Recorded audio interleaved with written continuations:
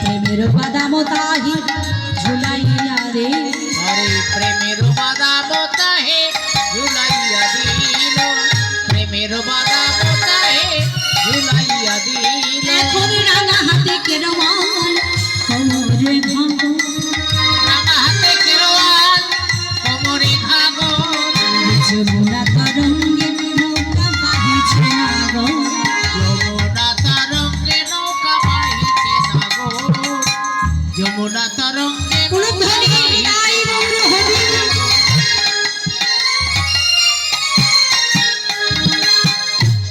এই যে এত সুন্দর পদটি আপনারা শ্রবণ করছেন, রচনা করলেন কি আমার বৈষ্ণব কবি গোবিন্দ দাস।